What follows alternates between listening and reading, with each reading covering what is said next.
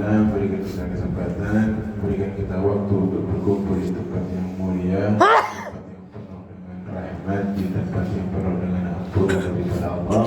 Semoga dengan berkumpulnya kita di tempat ini menjadikan saksi kepada Allah bahwasanya kita duduk di sini karena Allah dan karena baginda Muhammad SAW, karena bukti kita kepada Allah dan Rasulnya, karena bukti kita mencintai Allah wa Rasulnya, dan semuanya kita lakukan ikhlas lillahi ta'ala, murni karena Allah subhanahu wa ta'ala, dan semoga mendapatkan keberkahan dalam kehidupan kita. Amin ya rabbal alamin. Saya di sini menggantikan Habib Khalid karena beliau berhalangan, ya. Belum bisa hadir karena mungkin tidak perut beliau tadi. Alhamdulillah wa syukurillah. Hadirin rahimakumullah, di dalam kehidupan ini kita banyak sekali menjalani yang namanya peristiwa-peristiwa, dan ada peristiwa tersebut yang berupa nikmat yang diberikan oleh Allah kepada kita, dan ada juga yang namanya cobaan atau ujian yang diberikan kepada kita. Ujian dan cobaan itu terkadang bagi kita lebih banyak ujian dan cobaannya, ya. Cobaan itu datang kepada orang-orang yang banyak mendekatkan dirinya kepada Allah, diuji sama Allah. Orang-orang yang banyak disibukkan kehidupan sisa daripada umurnya, disibukkan hanya untuk mendekatkan dirinya kepada Allah, disibukkan menuntut ilmu, disibukkan untuk kepentingan akhrawi. Ini banyak cobaannya, banyak ujiannya, ya. Orang-orang yang seperti ini mendapatkan ujian itu berat. Tapi yang kita bingung sekarang ini, setiap hari maksiat, setiap hari jauh dari Allah, setiap hari tidak pernah sholat, setiap hari kelakuannya minum minuman keras, setiap hari kelakuannya main perempuan, isinya semua lalai sama Allah. Ketika dapat musibah, bilang saya lagi diuji. Ini kan tanda tanya. Siapa yang uji dia? Siapa? Ya masa iya orang tidak sekolah diuji? Yang ujian itu siapa? Anak-anak sekolah kan gitu. Nah, kita mendekatkan diri kita kepada Allah itu sebagaimana anak-anak kita sekolah. Banyak pelajaran yang harus kita ikuti, yang harus kita hadir dalamnya. Menuntut ilmu, bersedekah, itu pelajaran semua. Melaksanakan sholat, yang kayak gini diuji pantes. Ini kelewatan bedanya, ya. Maksiat tiap hari, dapat musibah saya diuji. Yang kayak gini ini bilangin, mas jangan terlalu pede, ya tidak ada yang uji sampean. Ya, makanya yang kayak gini mudah-mudahan dengan datangnya musibah kepada mereka bisa menyebabkan mereka mendapatkan hidayah daripada Allah. Amin ya rabbal alamin. Dan kita doakan semoga saudara-saudara kita yang mungkin masih jauh daripada Allah, saudara-saudara kita yang mungkin masih disibukkan dengan urusan dunia, terus hari dibukakan oleh Allah taufik hidayah sama Allah diberikan kepada dia, sehingga dia gemar untuk menuntut ilmu, gemar untuk mendekatkan dirinya kepada Allah, menumbuhkan rasa di hatinya cinta kepada Allah wa Rasulullah sallallahu alaihi wasallam. Semoga mereka selalu dijaga oleh Allah subhanahu wa ta'ala.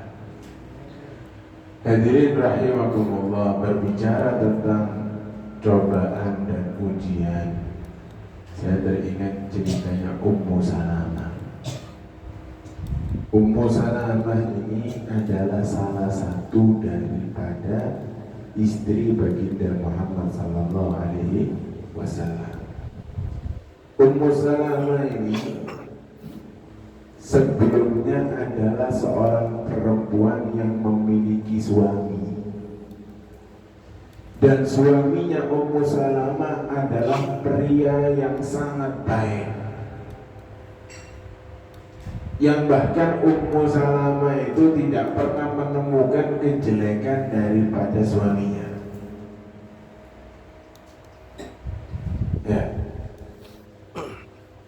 Bahkan ketika Ummu Salamah ini duduk sama perempuan-perempuan, ibu-ibu di kampung atau di gang-gang itu, kalau udah duduk bareng kan isinya apa?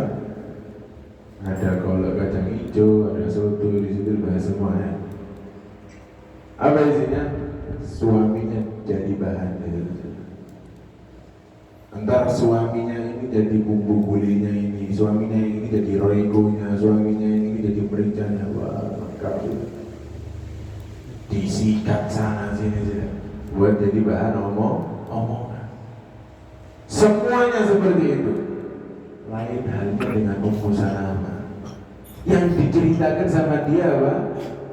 Yang diceritakan sama Ummu Salamah adalah kebaikan suaminya.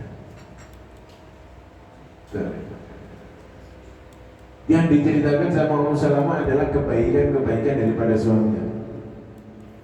Tidak menemukan celah untuk mengomongkan atau membicarakan kejelekan daripada suaminya karena dapat celah kejelekannya. Lalu tidak lama kemudian suaminya ini meninggal dunia, Pak. Ketika suaminya meninggal dunia, sedih Ummu Salamah. Lalu Ummu Salamah ingat, oh iya, kata Rasulullah, ketika kita mendapatkan musibah, diperintahkan untuk membaca apa? Inna lillahi wa inna ilaihi raji'un. Lalu ditambah dengan doa. Apa doanya? Allahumma ajirni fi musibati wa akhlif li khairan minha. Ya Allah, jagalah aku, jangan engkau buat aku terperangkap atau terkurung di dalam musibah yang saat ini kau berikan kepadaku. Wakhluf li khairan minha, dan berikanlah aku ganti yang lebih baik daripada yang kau ambil saat ini. Ketika Ummu Salamah telah membaca doa tersebut, bimbang Ummu Salamah. Apa ada yang lebih baik dari suami saya, kata Ummu Salamah. Suami saya itu orangnya tidak ada tandingannya sudah.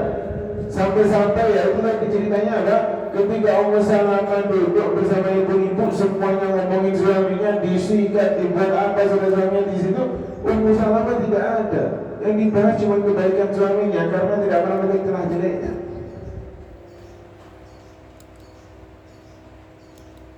Bimbang Ummu Salamah dengar doa itu daripada Rasulullah.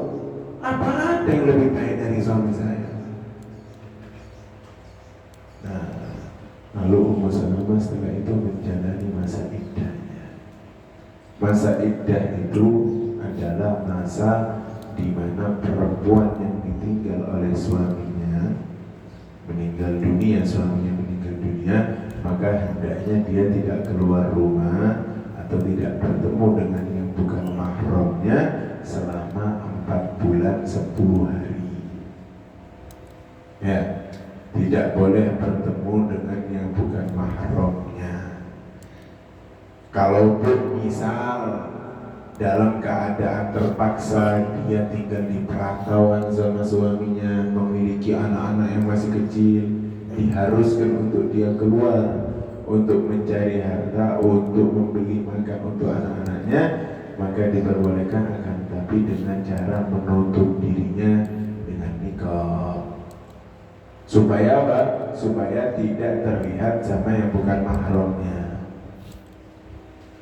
Ada juga yang mengatakan apa? Bahwasanya masa iddah ini adalah masa di mana untuk mengosongkan atau untuk membenarkan bahwasanya rahimnya betul-betul kosong daripada suaminya yang sebelumnya.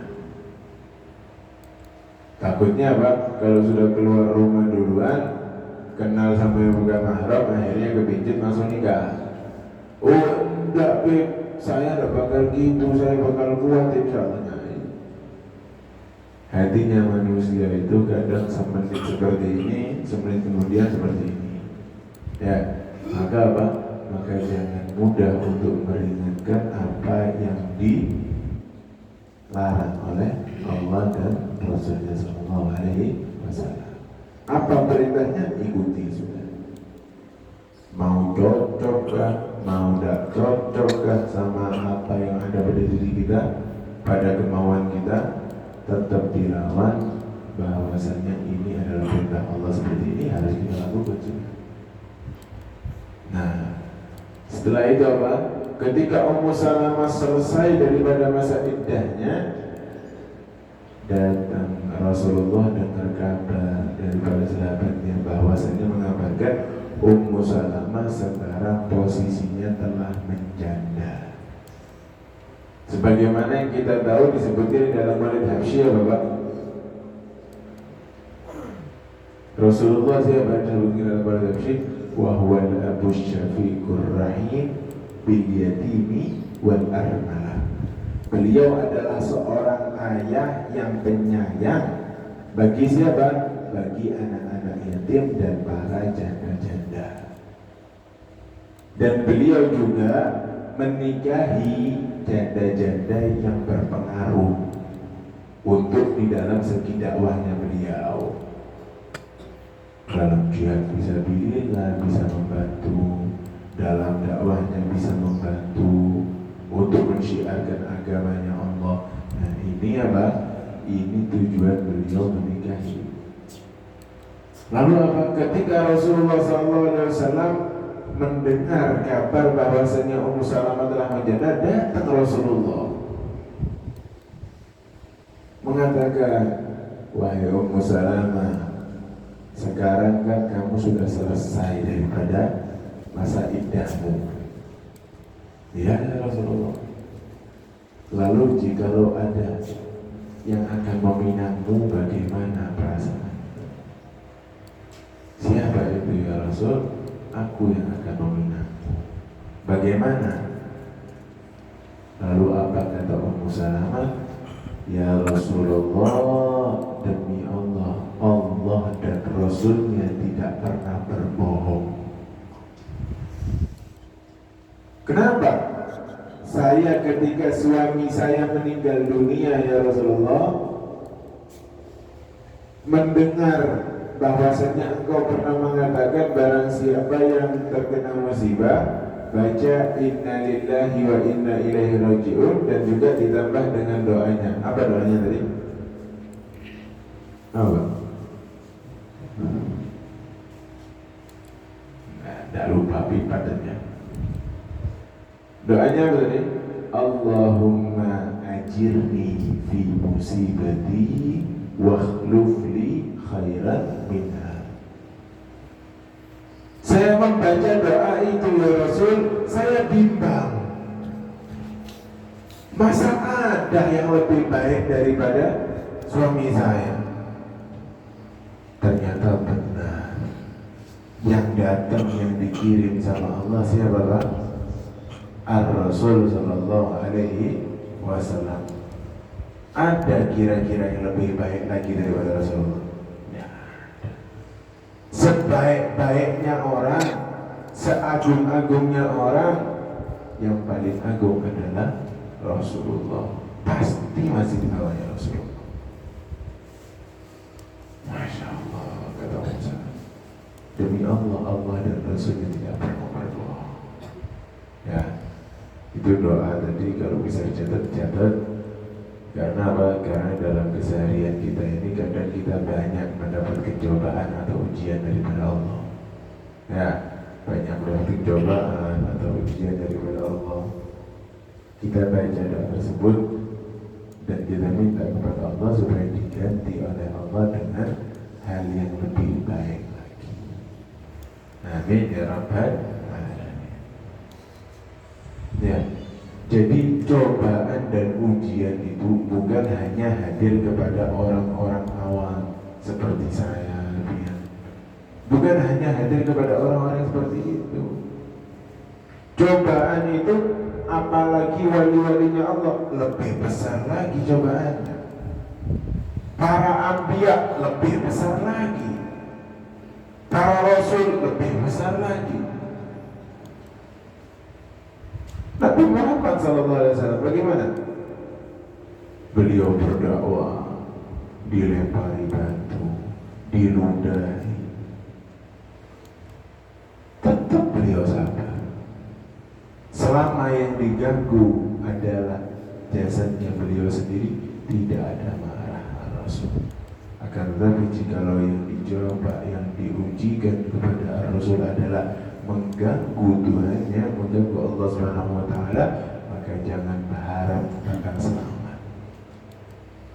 Jadi cobaannya para anbiya, para rasul itu lebih besar daripada kita. Jangan kita dapat cobaan sedikit sudah apa? Pasrah aja sudah. Terserah sudah mau gimana, Allah dah adil, Allah sudah tak sayang. Justru ketika Allah menguji kita, itu bukti sayangnya Allah sama kita. Ketika kita minta sama Allah dan belum dikabulkan, bukan berarti Allah tidak sayang.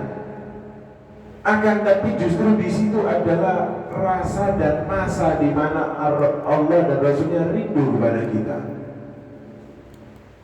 Orang itu bayi atau anak kecil ketika tidak dikasih, minta uang sama orang tuanya tidak dikasih, apa yang dilakukan? Terus minta sampai dikasih. Kan gitu. Nah kita sekarang enggak, minta sama Allah, lalu apa? Tidak dikasih, sudah, tak bakal dikasih sama Allah. Coba anak kita minta sama kita, lalu kita tolak sekali, lalu terus dia pergi gitu aja, bakal kita kasih? Enggak. Oh dia sudah tidak mau, pasti gitu kita. Nah, begitu juga kita kepada Allah. Ketika kita minta belum dikabulkan, berarti itu bukti bahwasanya Allah rindu kepada kita. Semakin kita merengek kepada Allah, semakin kita minta kepada Allah, semakin kita bersungguh-sungguh dalam minta kepada Allah, lebih banyak berdoa, lebih banyak mendekatkan diri kepada Allah, maka apa? Maka akan dikasih oleh Allah Subhanahu wa taala. Jangan kalau belum dikasih sekali sudah kadang kita ini menyalahkan teman kita yang apa?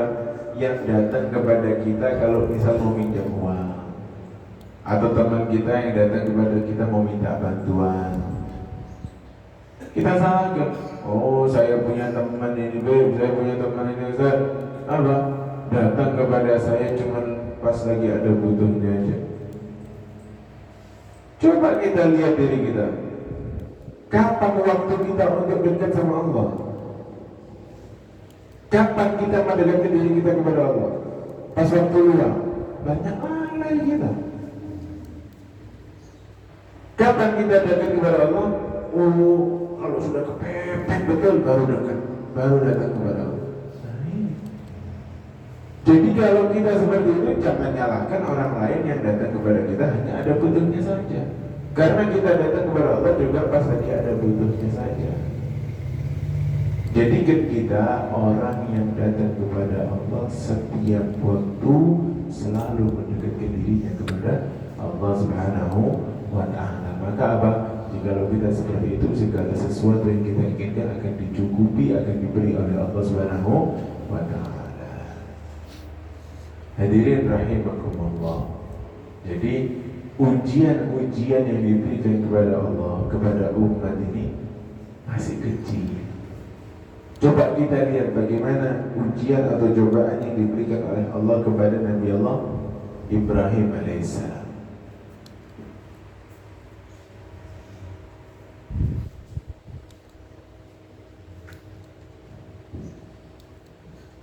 Ujian yang diberikan oleh Allah kepada Nabi Allah Ibrahim alaihissalam. Ujian berupa apa? Beliau awal dari dalam dakwahnya dimusuhi.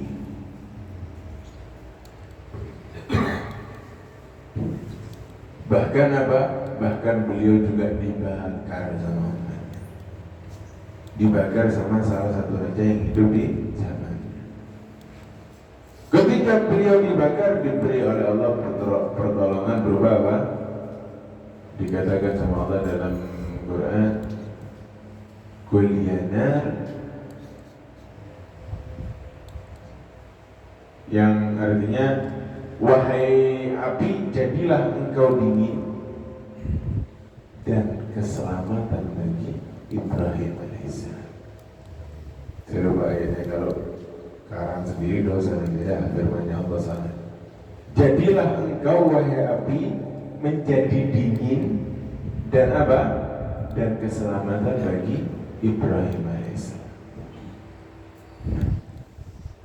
Jikalau sesuatu itu dijadikan dingin aja sama Allah, api itu dijadikan dingin aja, bisa jadi Nabi Allah Ibrahim mati karena kedinginan. Tapi dijadikan sama Allah apa? Dingin dan menyelamatkan Nabi Allah Ibrahim alaihissalam. Nabi Allah Ibrahim alaihissalam diberikan cobaan yang sangat berat sama Allah. Diberikan ujian apa?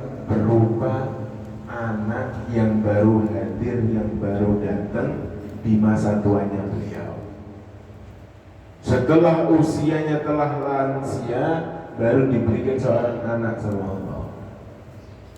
Ketika sudah diberikan anak sama Allah, sudah ini loh Ibrahim, saya berikan anak. Sudah senang Nabi Allah Ibrahim diuji sama Allah. Apa ujiannya? Cobaannya apa? Diperintahkan Nabi Allah Ibrahim untuk meletakkan anak dan ibunya di tempat yang mana, di tanah yang tandus di salah satu di kota Mekah. Di salah satu tempat di kota Mekah, di tanah yang tandus, tanah yang gersang, suruh meletakkan anak dan istrinya di tempat itu. Tidak ada buah-buahan. Karena itu perintahnya Allah dilakukan. Diantar anak dan istrinya tersebut di tempat yang diperintahkan oleh Allah. Setelah diantar, diperintahkan Nabi Allah Ibrahim untuk meninggalkan. Setelah diletakkan, Nabi Allah Ibrahim pulang dengan raut wajah yang sedih. Cukup sampai di situ? Tidak. Ketika anaknya sudah beranjak dewasa, datang lagi cobaan daripada Allah, ujian daripada Allah. Apa? Diperintahkan untuk menyembelih Nabi Allah Ismail alaihissalam, yaitu anaknya yang tadinya ditaruh di tempat yang tanah yang gersang. Nabi Allah Ismail alaihissalam ketika mendengar kabar tersebut, sudah lakukan wahai ayahku jika itu perintah daripada Allah, wahyu daripada Allah. Sudah wahyu daripada Allah, dilakukan sama Nabi Allah Ibrahim alaihissalam. Ketika sudah berada di kulit-kulitnya, maka apa? Allah menurunkan malaikatnya dan menggantikan apa yang ada di pangkuannya, yaitu Nabi Allah Ismail, dengan hewan kurban yang sangat besar. Jadi posisinya Nabi Allah Ismail yang sudah berada di pangkuannya Nabi Allah Ibrahim dipindahkan oleh Allah, diganti dengan hewan kurban yang besar. Dan dikatakan bahwasanya engkau telah menjalankan wahyu dengan sebenar-benarnya ujian dan cobaan. Apa? Diharinya. Ya Pak. Sekarang coba kalau ujian tersebut diberikan kepada kita, kuat kira-kira Pak? Baru punya anak di usia tua, gak usah tua-tua banget, sudah umur 40 baru nikah punya anak. baru berapa hari datang perintah untuk apa? Untuk meletakkan